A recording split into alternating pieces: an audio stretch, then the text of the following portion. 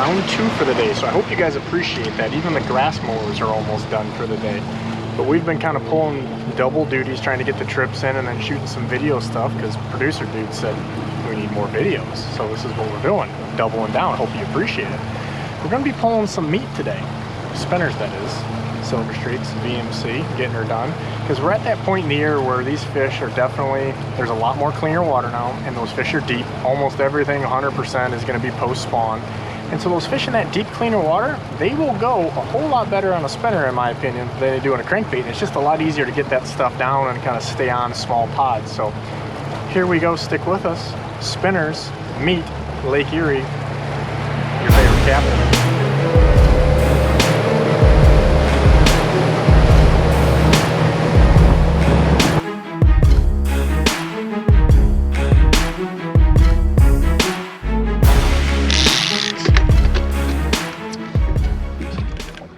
See that board there, jerky. Here's the deal, clickers, those are your friends. I hear you guys going, turn the clickers off. I don't care if you want to hear the clickers, we got to get the fish on the boat. So we've got one on the way out here, literally the first rod out, and it is jerking around like a sheep head, not gonna lie, but we will tell you in a bit. The only thing about this is producer dude's probably gonna have to speed this up, slow it down, because it takes forever to get these things in there. Really, now this warmer water, they're kind of jerking all over the place, and made us, landing them can be a little challenging. Especially since we were supposed to have Country Steve here. We took him off double secret probation, but he was like, oh, I gotta work or do something, or I don't know. So here I am reeling fish in again.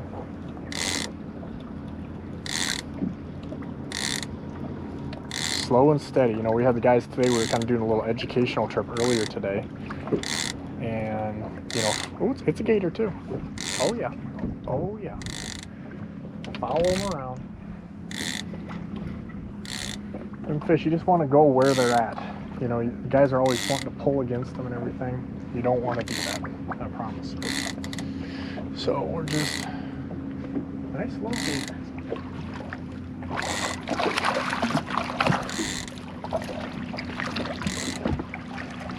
So some of you may say, why are we fishing spinners now all of a sudden? What happened? What changed? You were pulling crankbaits. You saw some husky jerks getting towed around. Well, here's the deal. We will show you a little water here, the little cutaway.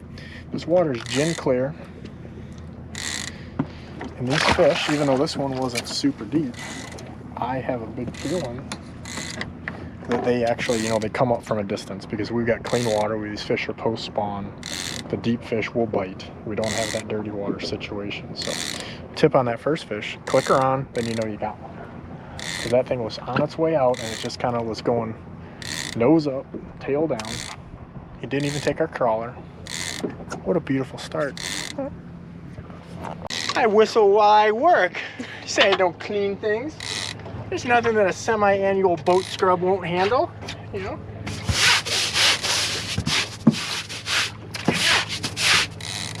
Things good till January. Oh, we got a double. We got a double. We just had a delayed triple here, folks.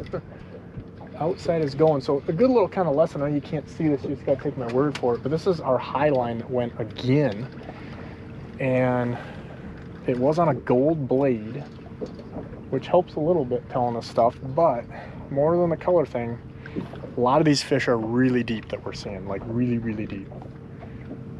And this thing is going to take like 6 minutes to get in, probably 60 by the time it's done. This is where you need Country Steve. But, you know, you don't want to fish below them. A lot of these fish that are higher, that cone is really small. If you watch any of our electronic videos, you know, they're not there because they're actually there, but you're not seeing them because the cone is so narrow. They can only be in the cone for a second, so they spook from it pretty easily. So don't get bamboozled by seeing all those deep fish and put everything deep. Make sure you still fish high. Like when you hit these pods, you really got to pay attention doing this. You can fish crankbaits and you can be eating your sandwich, playing on your phone. I see it every day. But when you start fishing spinners, you better seriously pay attention, because like we just had 2 hits and misses that if I'd had somebody with me, I can get on those really fast. You know, even dropping them back, kind of like feeding them back like a big old bobber. Think of these planer boards as bobbers. It'll make a big difference, because I'm only going to end up getting one out of these three because I'm obviously tied up here. So, but we hit a little pod, and they are fighting really hard. So again, whether it's that warmer water, we're using soft rods, which really makes a difference, more moderate, and you just got to go slow. You reel fast, it's going to be bad. Slow and steady wins the race.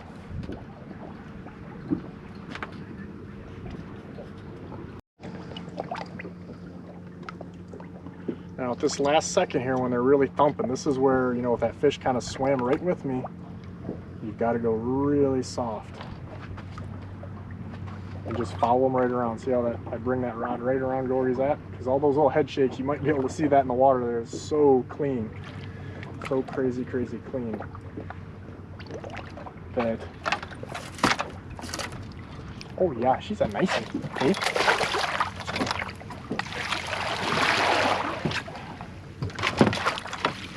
Oh yeah. Here we go.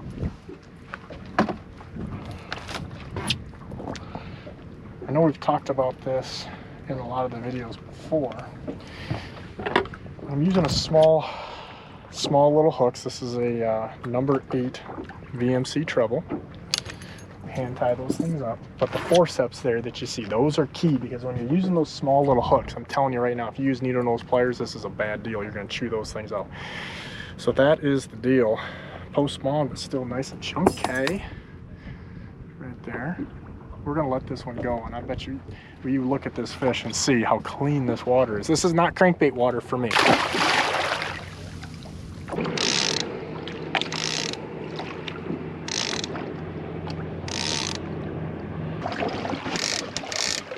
You got to have your head on a swivel with these things.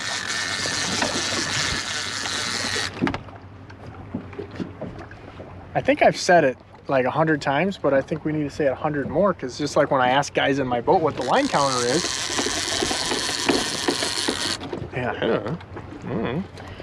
you really got to watch. I'm telling you, these bites, just today, guys, we were doing a little educational thing earlier today, and the guys don't see the bites, and that takes time, but you got to be looking. Can't be staring at your phone, doing all that good stuff. So that you kind of teach yourself what those bites are. Most guys just don't know what to look for. Wow. Here we go. This one's been kind of the hot one. It feels a little heavy, like a Chevy. You really got to control your reeling. And everybody reels too fast, but you don't reel slow just to reel slow. You're just pacing these fish and making sure that you keep them in. Hooked up.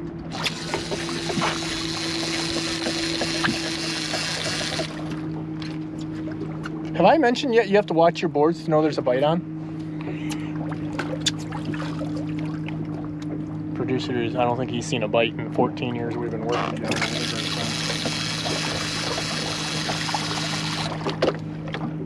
I'm gonna play this safe. This is another thing too, we talk about this in almost all of the videos, but having extra rod holders. You know, in my Ranger, I've got 2 flush mount holders, which are kind of nice in the back, but I've added 2 Burt's tubes, which I used to use cradles, and the tubes are kind of nice because I don't think you only get nets and other things hooked down as much, but you got to be able to move these things out of the way. Even if you got extra help or something, you got to be able to get those things moved out of the way. Rolling down the road in this 6-4. Jacking the planer boards. They have been really stinky on us here to try to, we got to do everything right. Keep them pinned.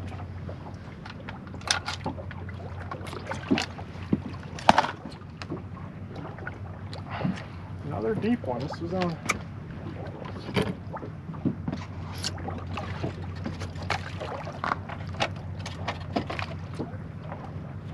Okay.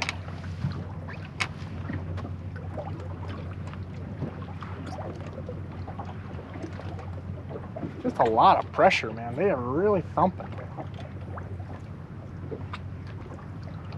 Kind of crazy. We started getting bit more too when this wind kind of quit. We didn't, not like we had big waves or anything, but we had enough wind that it was definitely causing the current, and the angle of the dangle had to be just right when we started kind of monkeying with the Minn Kota. These things are kind of pissing me off a little bit. Now they're running, he's running way over here. So we're just gonna do this. Get that back over there.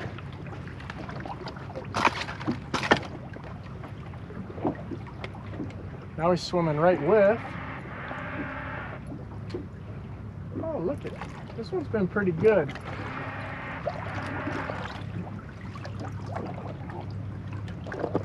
Had a bunch of things get bit today. This little white silver streak, though, has been pretty darn good.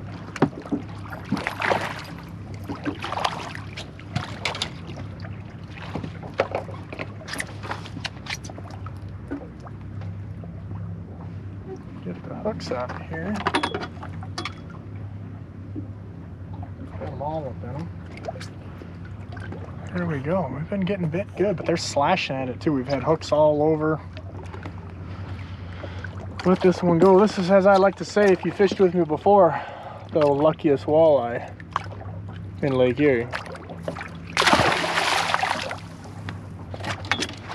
We're officially starting to get kind of a little bit of a pattern here with the lead. And you got to remember, whatever that number is, if it's 30, 40, doesn't matter, 100, that's not going to be the same on each side, because we're kind of, this current is kind of working here a little bit. And you have to understand that it's just not going to be the same. So 30 on one side is not 30 on the other, or 40, so whatever that number is. But we're starting to see that our deeper leads, kind of as we guess these fish went down with this east wind, that seems to be what's happening. And when I say deeper leads, we're still way, way off bottom. We're just not high. And that's why, you know, this time of year, like these are past the depths that most of the crankbaits that all of us are running out here are going to be at. You know, don't be afraid to bow to them like that. I got these drags probably a little tight. You know, just give. I get guys all the time, they're like, well, I can't reel any slower. And when they're thump, thump, thumping, I'll just kind of like do the old tarpon bow. Because you don't want to rip those hooks out. If they're, you know, right in their throat, you know, it doesn't matter. But I don't know that right now, so we're just going to, oh, we got another one on. Other. So what we're going to do with this is, we got a double. And the way that they've been hooked, what I'm going to do is I'm going to reel down. See that? Way out there. We got him reeled down. Hopefully I just kind of put hooks in him a little bit.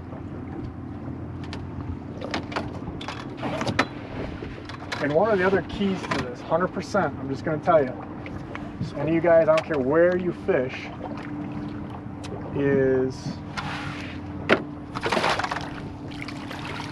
I can't even use the Vulcan depth grip on these guys because here's the deal. They're hooked so light. It's a bad deal. But I just made a little slide over with the motor because I'm looking at the contour where we're catching this. That one was hooked pretty good. We're not going to dance long. Oh man, he's feisty. That thing must be a redhead. So, okay, I still got this. So a little trick there is just simply reel down. So those fish sometimes will swim right with you and you're gonna get slack in. So I just reached over when I was dealing with this one and just gave him a little reel down, and it didn't hurt, I know that. The other thing I'm gonna do is I'm gonna kind of back up this way because this fish, I'm trying to get in line with him as much as possible because this fish is really swimming with. And it's just not making it easy on me. Where's Country Steve? I mean, not many people would wish for Country Steve to show up, but I do right now. But what we started to say is, real talk. Marking at speed is the deal with the Humminbird, 100%. But the second part of this is what I just saw. I noticed that on the chartography, I've got the new Lake Master HD, that multicolor deal. It's got satellite stuff for on shore. It's crazy at how it's just taken the accuracy to even a new level, because at a distance I can see the depth changes without even doing anything, just right out of the gate. And when you see a spot that's working, whether it's 5 feet shallow or deeper, you can look on that chart and driving down the lake 100 miles an hour, you can see that. And we made a little slide over here because there's a depth of water that we just were catching them in a little better. And I got into another little pot of that. And see how I just reeled because that fish just coming right with me. Now you got to go slow. You got to go slow. See, now he's going to buck because he's really green. So.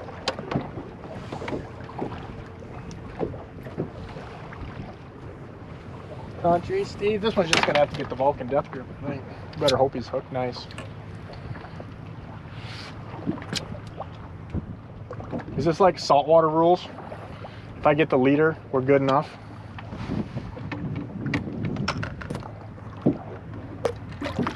Hoist. This one's no giant. An old VMC's tearing his face up, son. VMC's like a raise us. I could shave with them things. Not a giant. We scared the shit right out of them. But here's the deal. We're catching. You know, with that wind, if I wanted to catch some bigger fish, I probably would fish deeper. But I'm going to tell you, I'm probably not going to catch nearly as many.